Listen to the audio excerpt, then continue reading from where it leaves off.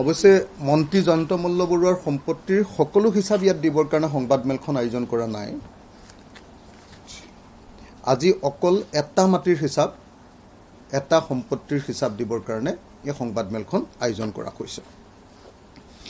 কেনেকৈ মন্ত্ৰী হৈ এজন মানুহে কেনেকৈ গুগ্ৰাখে সম্পত্তি আহৰণ কৰিছে একেদিনতে, মই আপোনালোকক চিৰিয়েলি দেখাই যাব পাৰিম। আজি অকল এটা ঠাইৰ মাটি মই দেখুৱাব খুজিছোঁ। আজি মই দেখুৱাব খুজিছোঁ আপোনাৰ কুমটিবাৰী, ৰঙিয়াৰ কুমটিবাৰী নামৰ JMB যিটো একুৱা এগ্ৰ' যিটো তেওঁলোকৰ ফাৰ্ম আছে, একুৱা এগ্ৰ' ফাৰ্ম JMB মানে চাগে জয়ন্ত মল্ল বৰুৱা। JMB তাৰ নামটো আগতে বেলেগ আছিলে, কিন্তু কোম্পানীটোৰ নামটো এতিয়া, আগতে JNB আছিলে, তেতিয়া বেলেগ মানুহৰ নাম আছিলে, কিন্তু এতিয়া সেই কোম্পানীটোৰ নাম কৰিলে JMB একুৱা এগ্ৰ' প্ৰাইভেট লিমিটেড। এই কোম্পানীটোৰ মেনেজিং ডাইৰেক্টৰ মানে সকলোৱে জানে আৰু আপোনালোকে আচলতে মালিক। আৰু মেনেজিং ডাইৰেক্টৰ হ'ল জয়ন্ত মল্ল বৰুৱাৰ পত্নী শ্ৰীযুতা জুলি ডেকা বৰুৱা। জুলি ডেকা বৰুৱা এই কোম্পানীটোৰ CMD। আৰু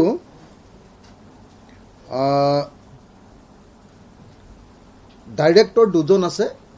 আনগৰাকী ডাইৰেক্টৰ হ'ল জয়ন্ত মল্ল বৰুৱাৰ যি শ্ৰীমতী তৃণা বিতা বুজৰ বৰুৱা।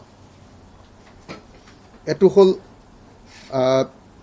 আৰু আন এজন জয়ন্ত মল্ল বৰুৱাৰ, সাধাৰণতে চবেই জানে জয়ন্ত মল্ল বৰুৱাৰ সম্পত্তিবিলাকৰ তদাৰক কৰা এজন মানুহ আছে।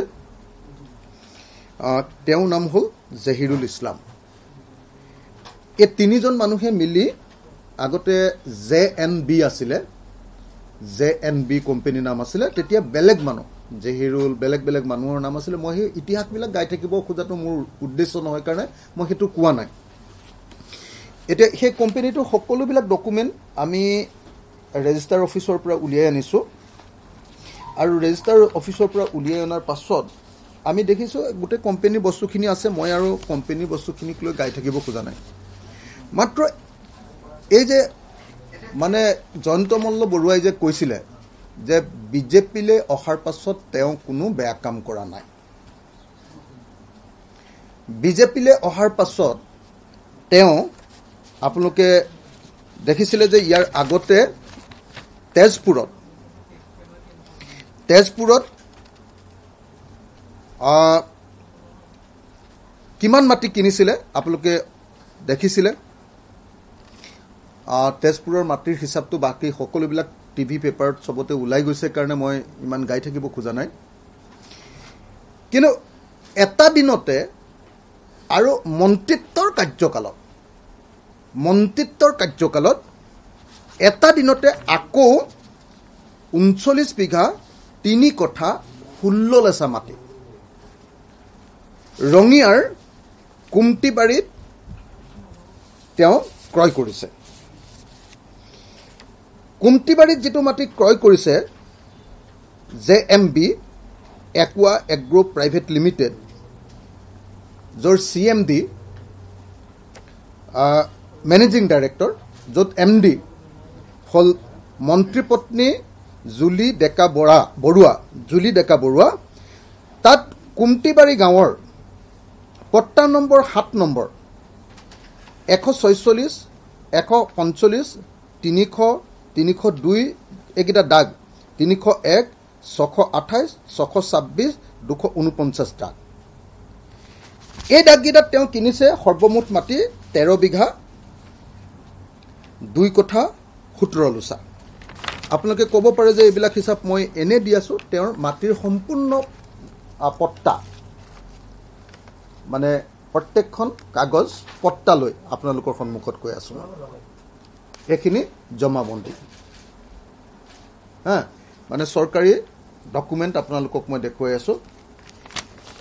এইটো যদি আপোনালোকে চাই, জিলা কামৰূপ, চক্ৰ কঞা, ৰেভিনিউ চাৰ্কলটোৰ নাম কঞা, গাঁও কুমটিবাৰী, জৰিফুৱা গাঁৱৰ জমাবন্দী ফৰ ছাৰ্ভেড ভিলেজ। লটটো হ'ল 8 নং লাট, কামৰূপ জিলা, ৰঙিয়া চাব ডিভিজন। চাৰ্কুলনৰ নাম কয়া, মৌজাৰ নাম পাণ্ডুৰী আৰু গাঁওখনৰ নাম কুমটিবাৰী। পট্টাৰ টাইপটো হ'ল নিষ্পি খিৰাজ। ইয়াত কাৰ পৰা মাটি কিনিছে, প্ৰত্যেকটো বিঘা, প্ৰত্যেকটো কঠা যাৰ পৰা মাটি কিনিছে প্ৰত্যেকটো কঠাৰ ইয়াতে মাটিৰ পট্টা আছে, জমাবন্দী কপি বুলি যাক কয়।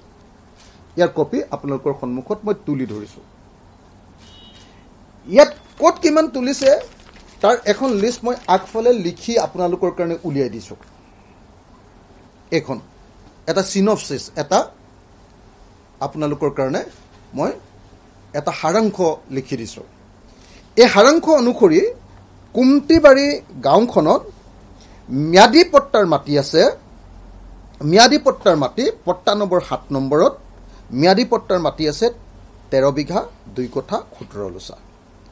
11 নম্বৰ পট্টাৰ 247 নম্বৰ দাগ, 246 নম্বৰ দাগ, 245 নম্বৰ দাগ, 173 নম্বৰ দাগ, 174 নম্বৰ দাগ, 30 নম্বৰ দাগ, এইকেইটা দাগত মুঠ মাটি আছে 10 বিঘা 1 কঠা 0 লোচা। তাৰপিছত 13 নম্বৰ যিখন পট্টা তাৰ 415 নম্বৰ দাগ আৰু 633 নম্বৰ দাগ। এইটো জয়ন্ত মল্ল বৰুৱাৰ company JMB একুৱা agro private limited. সেই কোম্পানীটোৰ নামত আছে 2 কঠা 14 লোচা মাটি। ম্যাদী পট্টাৰ মই আপোনালোকক পট্টাখিনি দেখুৱাই থৈছিলোঁ, মই খালি ৰিপিট কৰি দিছোঁ যে ইয়াৰ মই যিটো কথা কৈছোঁ প্ৰত্যেকটোৰে পট্টা আপোনালোকৰ হাতত মই তুলি দিম। তাৰপাছত আহিলে এইবাৰ 23 নম্বৰ পট্টা, কুমটিবাৰী গাঁৱৰ পট্টা নম্বৰ 23। 23 নম্বৰ পট্টাত আছে 252 নম্বৰ দাগ, 449 নম্বৰ দাগ, 251 নম্বৰ দাগ, 166 নম্বৰ দাগ। এইকেইটা দাগত সৰ্বমুঠ মাটি আছে 4 বিঘা 4 কঠা 17 লোচা। তাৰ ম্যাদী পট্টাৰ কপি আপোনালোকৰ হাতত মই তুলি দিম। 25 নম্বৰ যিখন পট্টা আছে জয়ন্ত মল্ল বৰুৱাৰ কোম্পানীৰ, তেওঁৰ পত্নীৰ কোম্পানীৰ, 25 নম্বৰ দাগত 322 নম্বৰ দাগ আৰু 321 নম্বৰ দাগ। 322 নম্বৰ দাগত আছে 3 বিঘা 0 কঠা 5 লেচা। 321 নম্বৰত আছে 2 বিঘা 1 কঠা 0 লেচা, অৰ্থাৎ 25 নম্বৰ দাগত আছে 5 বিঘা 1 কঠা 5 লেচা মাটি। এইটো হ'ল জয়ন্ত মল্ল বৰুৱাৰ কোম্পানীৰ এইটো হিচাপ। আৰু 43 নম্বৰ যিখন পট্টা আছে 43 নম্বৰ পট্টাখনত দাগ আছে 5টা। 325 নম্বৰ দাগত 316 নম্বৰ দাগ, 190 নম্বৰ দাগ, 235 নম্বৰ দাগ আৰু 227 নম্বৰ দাগ।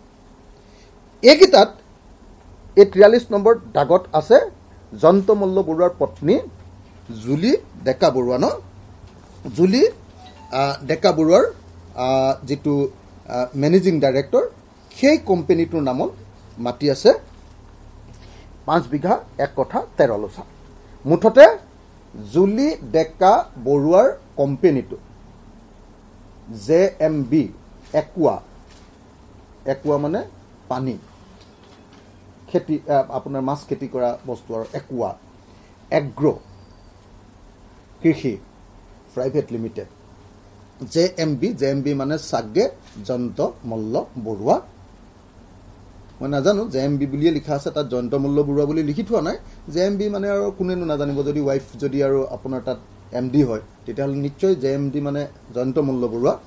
জয়ন্ত মল্ল বৰুৱাৰ যিখন মানে ফাৰ্ম, সেই ফাৰ্মখনত এই অকল ৰঙিয়াৰ, মই আকৌ কৈ দিছোঁ, ৰঙিয়াৰ কয়া ৰাজহ চক্ৰৰ কুমটিবাৰী ৰাজহ গাঁৱত ম্যাদী পট্টাৰ মাটি আছে 39 বিঘা 4 কঠা 6 লেচা। 39 বিঘা 3 কঠা 16 লোচা, 39 বিঘা 3 কঠা 16 লোচা। 39 বিঘা 3 কঠা 16 লোচা মানে প্ৰায় 40 বিঘা মাটি ম্যাদী পট্টা আছে। আৰু সেই প্ৰায় 40 বিঘা মাটিৰ ম্যাদী পট্টাৰ প্ৰত্যেকখন পট্টা মই আপোনালোকৰ হাতত আজি সাংবাদিকৰ হাতত তুলি দিছোঁ। আৰু এই পট্টাখন যদি আপুনি পঢ়ি চায় তেতিয়াহ'লে দেখিবলৈ পাব যে এটা দিনত মাত্ৰ এটা দিনত সেই তাৰিখটো যদি আপুনি চায় 26 এপ্ৰিল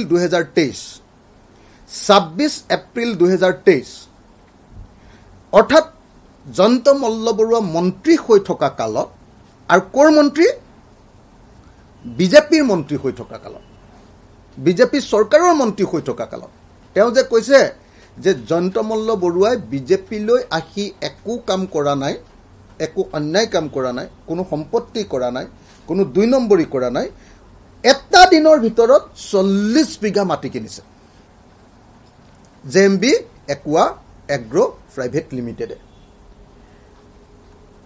এপ্ৰিলৰ 26 তাৰিখ 2023 তেওঁ মন্ত্ৰী হৈছে, আপোনালোকে জানিবই তেওঁ মন্ত্ৰী হৈছে জুন 2022ত জয়ন্ত মল্ল বৰুৱা মন্ত্ৰী হৈছে। 2023 এপ্ৰিলত তেওঁ মাটি একেলগতে কিনিছে, ৰঙিয়াত মাটি কিনিছে, ফাৰ্ম হাউচ, ডাঙৰ ফাৰ্ম হাউচ। যদিও মই ইয়াত কৈছোঁ আপোনালোকক যে 40 বিঘা, প্ৰায় 40 বিঘা মাটি আছে, একচুৱেলি সেই মাটি আছে টোটেল, তাত মাটি আছে টোটেল 125 বিঘা। তাত 40 বিঘা আমাৰ হেৰি মাটি থকাৰ পাছত, মানে ম্যাদী পট্টা মাটি থকাৰ পাছত বাকী মাটিখিনি আগতে প্ৰথম তেওঁ যেতিয়া লৈছিলে 107 বিঘা আছিলে তাত মাটি, কিন্তু এতিয়া সেই মাটিখিনি তাত তাৰমানে মাটিখিনি লৈ গৈ আছে চৰকাৰী মাটি মানে আনচাৰ্ভেড, নন কেডেষ্ট্ৰিয়েল বুলি শব্দ এটা নিশ্চয় আপোনালোকে সকলো মানুহে জানে, অসমৰ মানুহে। আনচাৰ্ভেড যে যেতিয়ালৈকে শিকলি নেপেলায়, মই মাটিৰ কাম কৰি থাকোঁ, মানুহৰ কাৰণে যুঁজি থাকোঁ কাৰণে এইখিনি মই ভালকৈ ডিটেইলছত জানো। নন কেডেষ্ট্ৰিয়েল এতিয়ালৈকে চৰকাৰী হিচাপত নহা মাটি, ৱেটলেণ্ড দেই, আটাইতকৈ ইণ্টাৰেষ্টিং মাটিটো আকৌ ৱেটলেণ্ড, জলাশয়, তাক মাটিৰ শ্ৰেণী বুলি ক'লে জলাহ বুলি ক'ব লাগিব। তেনেকুৱা মাটি তেওঁ কি কৰিছে, আপোনাৰ বৰলীয়া নদী আৰু নোনা নদীৰ মাজৰ সেইটো অংশ, এখন গাঁৱৰ আচলতে এই যিখন গাঁৱৰ গোটেই পথাৰখনেই তেওঁ কিনি লৈ লৈছে। এখন গাঁৱৰ তেওঁ মানে গোটেই পথাৰখনেই তেওঁ কিনি লৈ ল'লে, গোটেই পথাৰখন 125 বিঘা মাটিৰ গোটেই পথাৰখনে তেওঁ কিনি লৈ ল'লে। আৰু কিনি লৈছে 26/4/2023 চনত তেওঁ মাটিৰ পট্টাটো কৰি লৈছে। গাঁওখনৰ নাম কুন্তিবাৰী, সাব ডিভিজনটোৰ নাম ৰঙিয়া আৰু ৰেভিনিউ চাৰ্কুলটোৰ নাম কয়া। কয়া ৰেভিনিউ চাৰ্কুলত তেওঁ এনেকৈ 40 বিঘা মাটি বৰলীয়া আৰু নোনা এই দুখন নদীৰ মাজত তেওঁ 125 বিঘা মাটি এনেকৈ কিছু নন কেডেষ্ট্ৰিয়েল মাটি হস্তগত কৰিছে বুলি ক'ব লাগিব, দখল কৰিছে, বেদখল কৰিছে বুলি ক'ব লাগিব। প্ৰথমটো তাতেই উচ্ছেদটো মাৰিব লাগে আচলতে,